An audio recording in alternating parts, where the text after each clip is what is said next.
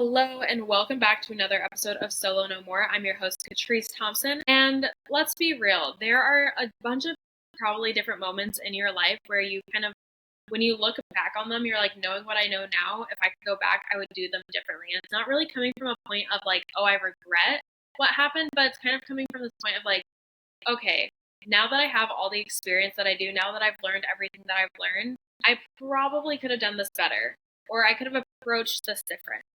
And this has, as I've kind of been looking at, how do I scale Evergreen Support Network, my membership? How do I build out Hold My Mimosa? What do I want Hold My Mimosa to look like? As I'm looking at this and as I'm kind of going through all the things that I've learned, and I believe, and I had a coach once tell me this, like there is rest and repetition, and like doing things over and over, and like, what's working, what's not. If it's working, keep doing it until it's not working or until it's broken.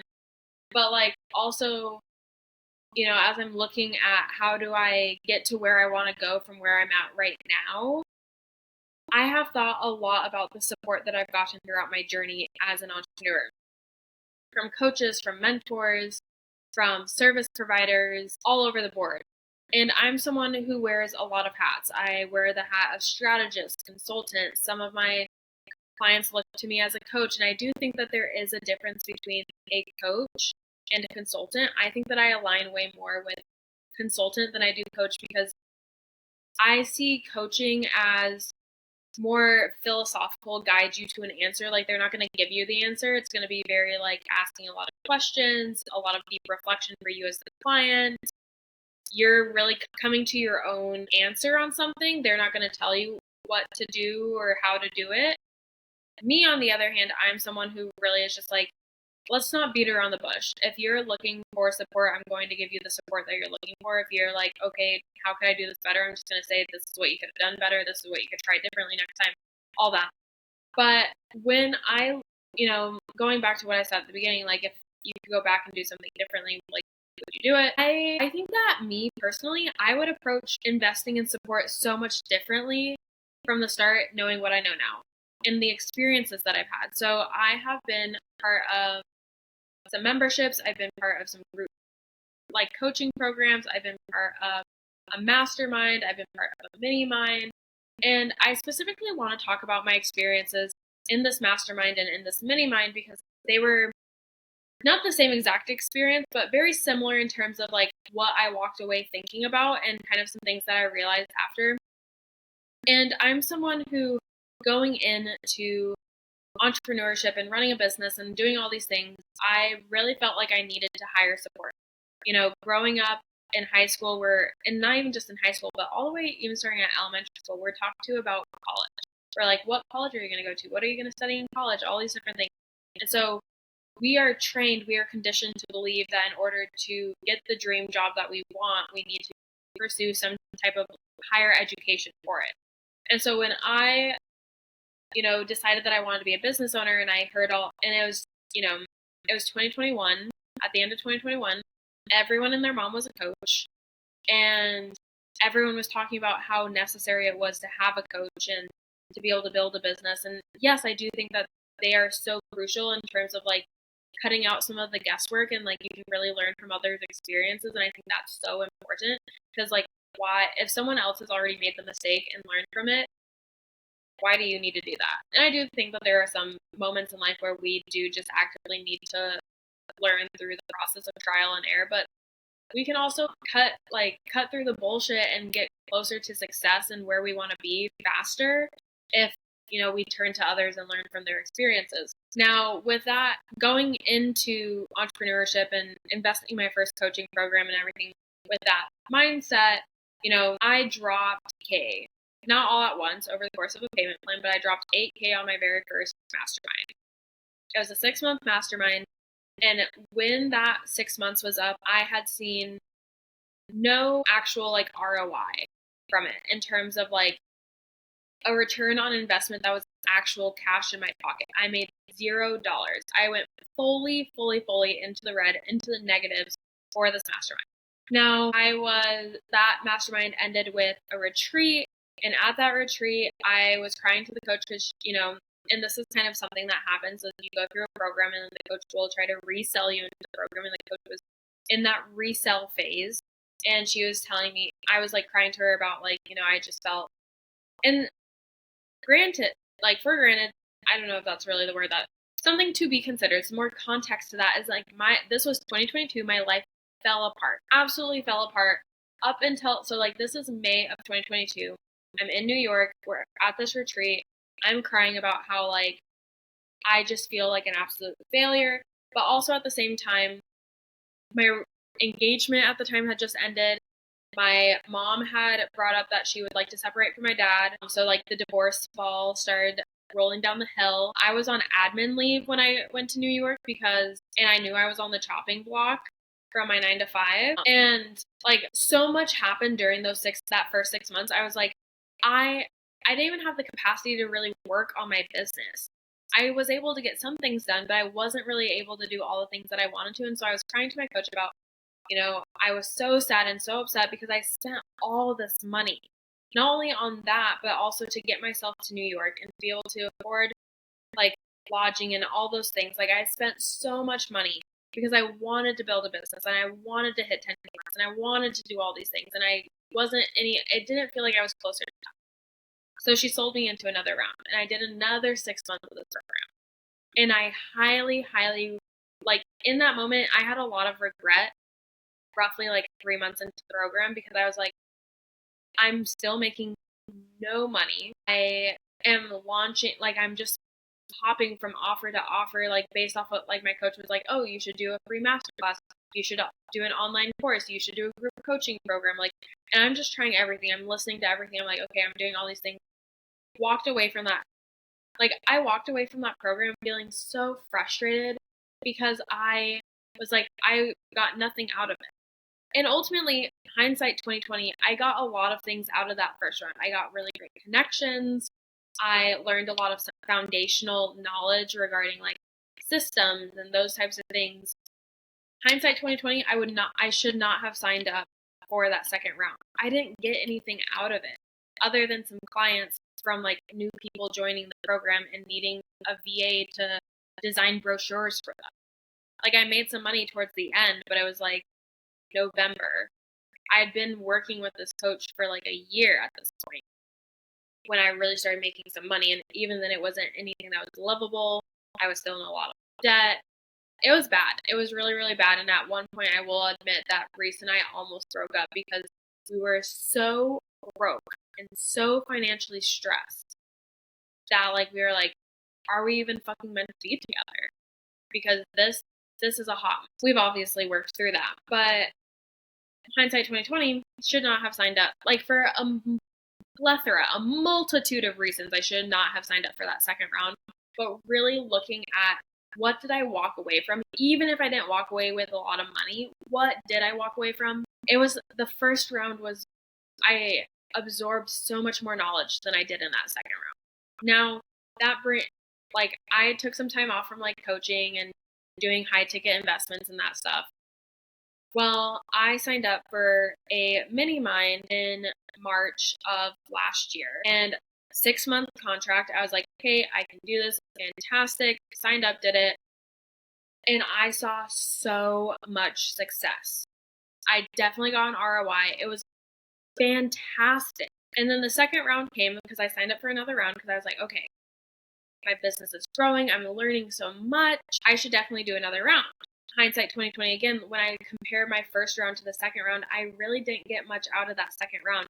And when I had conversations with other people who were in the program with me, they also, during their second round, didn't get, like, the longer they were in the program, the less beneficial it was type of thing. Where it was like the first half is like, oh my gosh, this is all the knowledge I need. I got like the little nugget of knowledge that I needed, that little piece of the puzzle that really started to kick things into gear. And then after that, it was kind of like things felt stagnant. Things felt like it was just like there was a need for, like, yes, there's rest in the repetition, but also there was a lack of feeling like there was something being gained from it. And not that like it was a horrible program, but when I look back on both of these experiences with the mastermind and the mini mind, wish that I hadn't signed up for that second round and instead had taken some time to actually digest and implement everything that I learned. Because there's so much that can be, there were so many resources, so many, like, there's just so much to be implemented. And also things that, like, I think that sometimes you just need time to digest. Like, really being able to plug and play and also get someone out of your fucking ear. Because something that I've noticed over the course of the last 3 months not being in a program is some of the things that I was doing in my business during that time that I was in the mini mind and looking back on my time being in the mastermind, I was doing it simply because someone was telling me that I should do it, and not necessarily because I felt like that was the right thing to do for my business. And when I stopped doing those things that I wasn't feeling super compelled to be doing, didn't feel aligned with, I started seeing more success. I've had higher, like, it's so funny to me because when I look at it, I've had my highest income months when I'm not in a program and when I don't have someone chirping in my ear all the time. And it may seem really weird that I'm talking about this because obviously I have my membership and everything, but what I think is the biggest, and also something, where do I want to go with this? The reason I continue to sit on this idea of going with a membership and continuing to be like, yeah, I want to build my business off of a membership is because I really don't want anyone to be stuck in the program the moment that they realize that they're like, I've gotten what I need out of this for the time being. It's time for me to exit. Do you get what I mean by that? Like, obviously I'm recording this podcast. You can't respond to me and let me know if you get it. But like, my ideal window, and I'm still working on building a framework and that stuff because I don't necessarily want a curriculum. I don't want people to join my programs and it's like, you need to do X, Y, and Z as well as A, B, and C to get the result you want. Like, I still want it to be very tailored. I want it to be, really dynamic, but I do want them to only, like, my goal is a minimum of 90 days. They're in it for 3 months, and during those 3 months, it's high touch, not high touch, but high impact. And they're able to see things actually happening. And then from there, if they want to stay in the program, they can, because there are little bits and pieces. Like, every month is different. There's different guest speakers that come in. There's different resources that get dropped. Like, it's constantly evolving. And also, depending on who's in the program, depends on how the program plays out, because I'm tailoring everything. Like, all of my advice is tailored. Like, yes, there are some things that get repeated because they are tried and true strategies, but it's also looking, how do I apply this to Sarah versus applying this to Taylor, or applying this to Ashley versus applying this to Evelyn. Like, how do I apply this and tweak it to really fit with the client that I'm talking to and their lifestyle, their goals, all those things. But I think that's something that is worth doing, and why I set up my programs the way that I did is because they can anyone can terminate their contract at any time in my memberships without ever having to go through me, and then they can pop back in whenever they need to. Like, if they're like, okay, I've gotten what I need, I'm solid, they can be solid. And then, a few months later, a year later, they're like, actually, I think I need a little bit more. They're able to pop back in. But I don't regret being in those programs that I was in. But when I look back on it, I'm like, I probably could have been further along in my business and towards my goals and that stuff if I had done the program, done my first 6 months and then let myself sit and then really figured out, what questions do I have? Where am I actually running into problems? And then also being able to look at it, and this is kind of how I'm building out, Evergreen Support Network is set up for consulting and strategy and some education. So, like, they are getting me all the time. Like, I'm always in there. But then they also are able to hear from other experts here and there as I bring in guest speakers for master classes. But then there's also Greenlight Society, where I've added a layer where we're now doing specialty office hours, where I'm bringing in people almost every single month. There is a call that is happening, an office hours call, where they are able to pick the brain of someone who specializes in something like bookkeeping, marketing, just mindset, like mental performance, systems. But really, creating it so it's way more dynamic and you're getting more of what you need. And I also think that coming out of these programs that I was in, after that first initial 6 months, the kind of support that I needed wasn't support that I could get within that program. And that's not on those coaches, because those coaches are good at what they do.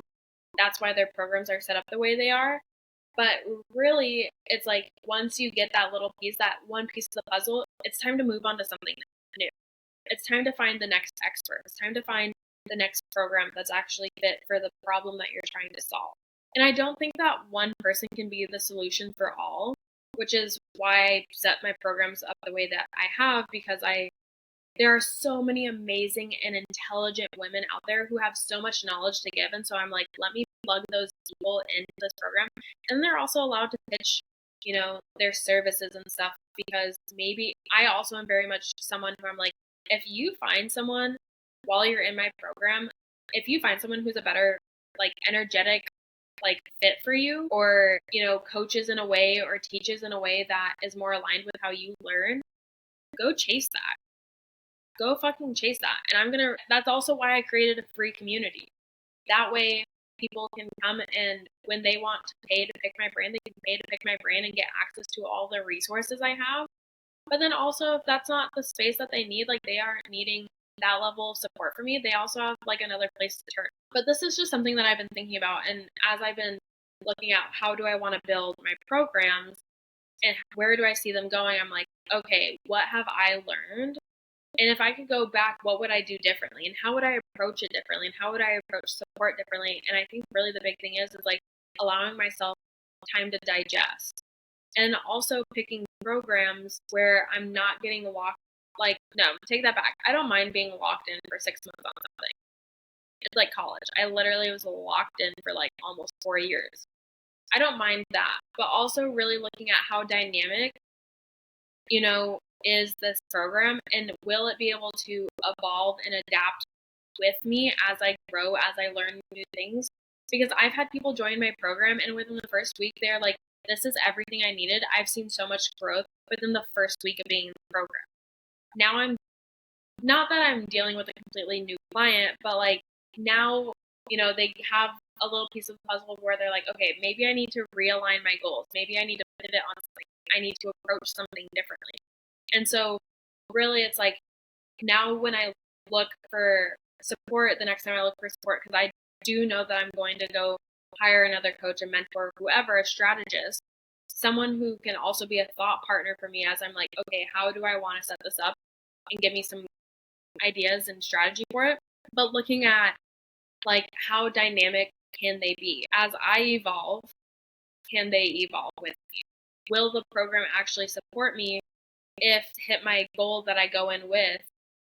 And like, let's say it's a 6-month program. If I hit the goal that I have going into this program within 2 months, is this program still going to be able to support me? Is it still going to, like, that type of thing? That's really all I have for you. This is just something that's been going on in my brain that I've been thinking a lot about. And I was like, let me bring this to podcast, because I think that so often we hear all the time, like, we need support in our business, but what does that actually look like?